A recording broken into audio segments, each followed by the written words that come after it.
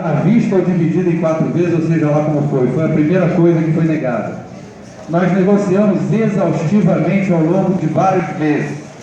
A proposta que nós chegamos é a mesma proposta que foi dada para a AGU e é a mesma proposta que vai ser dada para a Polícia Federal. Não é. Nós sabemos que não é.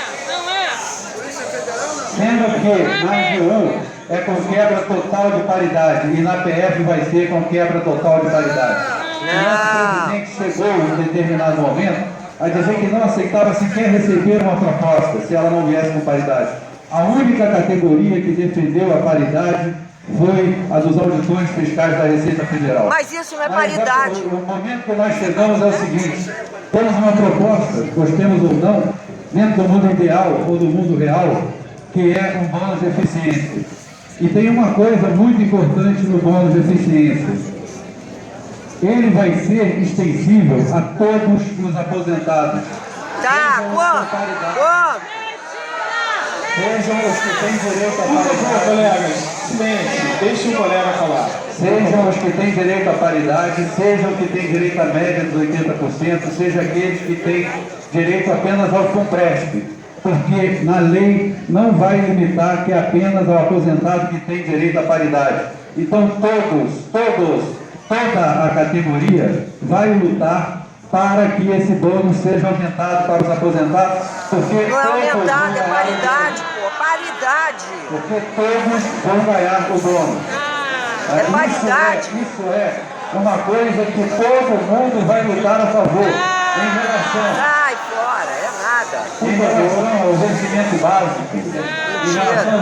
básico, é o que vai ter para mim, que me aposento daqui a 4 anos, para qualquer um de nós. Todos nós vamos ter que lutar para não desvalorizar o vencimento básico, porque vai ser com isso que todos nós vamos contar para a nossa aposentadoria. Já vivemos isso, seja tchau. o novo do FUNPRESP, seja o antigo da paridade.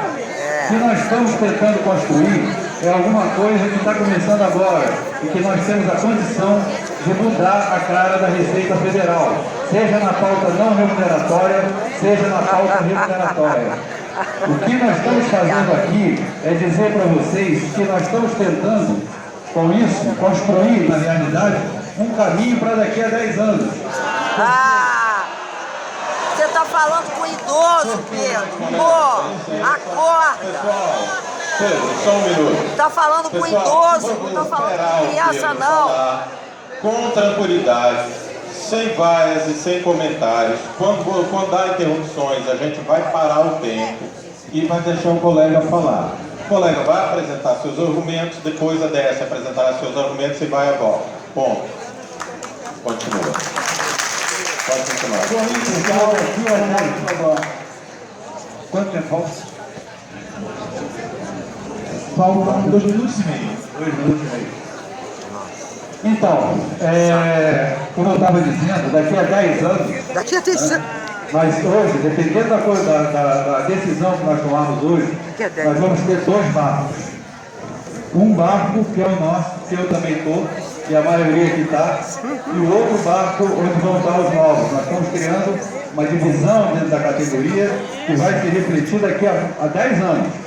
E daqui a 10 anos, se nós não tivermos solidariedade agora, daqui a 10 anos, não contem com a solidariedade de quem está no outro barco, porque o nosso barco, o barco da paridade, vai ficar. Agora falando com velho, rapaz. Está falando com velho. A decisão que vocês estão tomando hoje vai ter reflexo sobre a minha vida, sobre o meu salário, sobre o seu salário, sobre a sua paridade daqui a 10 anos. Isso aqui muda de hora em Então, hora.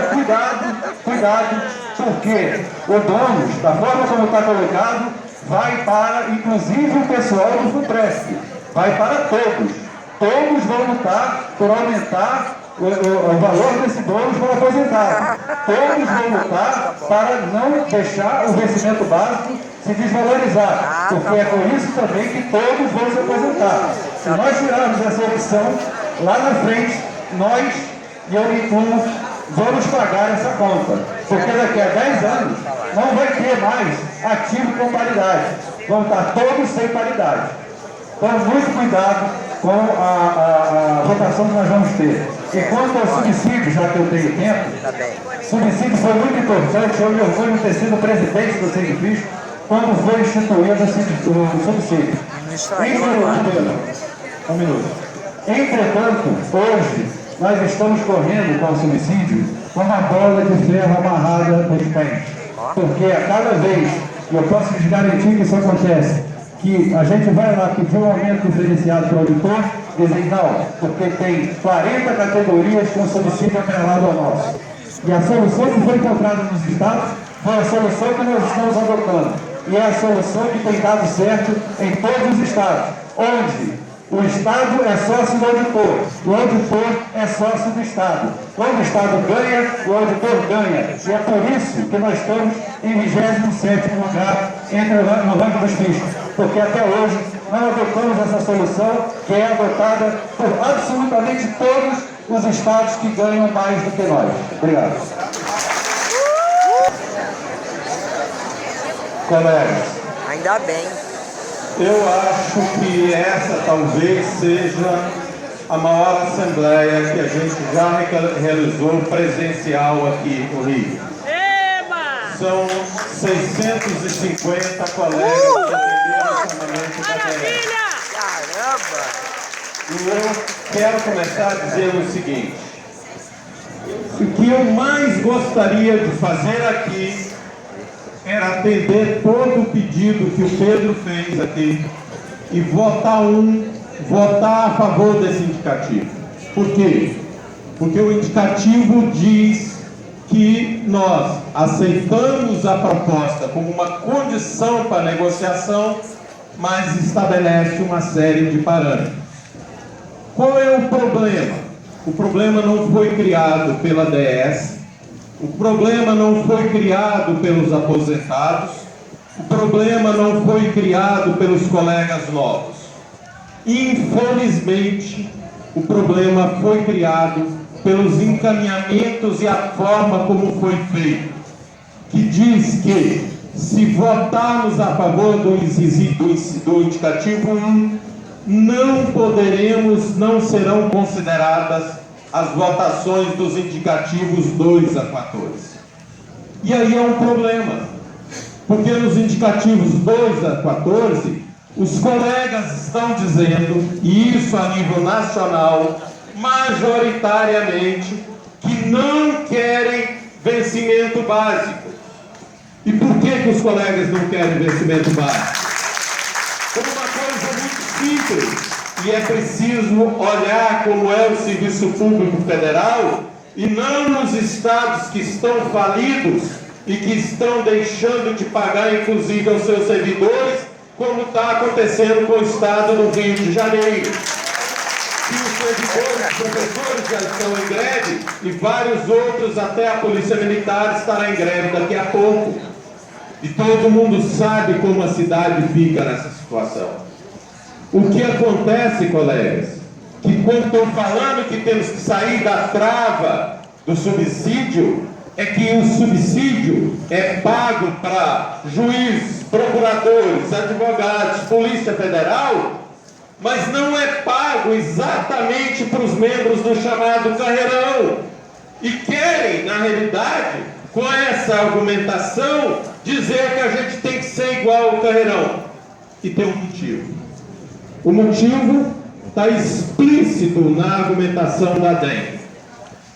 Outra relevante questão a ser avaliada é a recente decisão do TCU, de janeiro desse ano, que considerou não cabível o pagamento de vantagens pessoais pelo exercício em função de direção, chefia e assessoramento, DAS, concomitantemente ao recebimento de subsídio. Ou seja, o nosso querido secretário Rachid encaminhou um notice dizendo que agora ou nunca aceitem isso de qualquer maneira. Caso a gente não aceite passar para vencimento básico, não receberia o subsídio, teria que optar entre o seu DAS e o seu subsídio. O que está colocado para os administradores é que eles querem que todos nós voltemos a vencimento básico para eles poderem ganhar muito mais do que ganha o auditor comum. Abafou! É isso que esses senhores estão falando.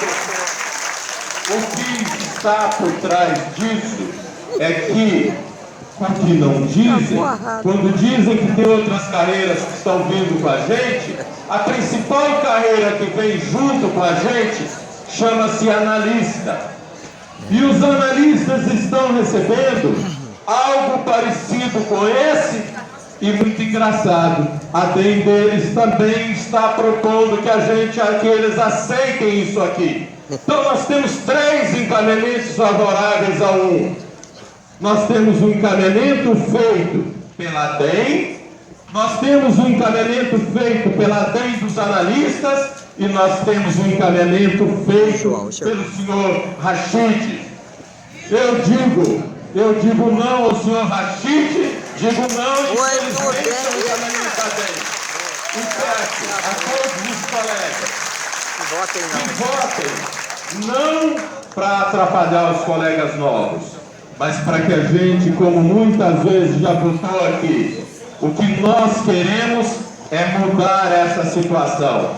O que nós queremos é que os colegas novos tenham o direito de poder votar, de poder ter a sua aposentadoria integral. E isso é uma luta difícil. Sabe por que é uma luta difícil? 30 segundos. Porque a nível internacional eles querem acabar com as aposentadorias. Há pouco tempo atrás, ainda no final do ano passado, o ministro do Japão, da Economia, declarou que o nosso problema da economia deles lá é que os aposentados vivem demais. É sério?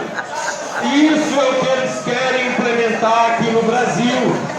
E é isso que nós temos que dizer um sonoro não. Porque tantos colegas que estão chegando agora, como todos nós, vocês têm pais, vocês têm avós, e vocês um dia estarão como nós, que eu não sou aposentado, ainda estou na ativa e tenho o direito de tentar ficar trabalhando até os 75 anos.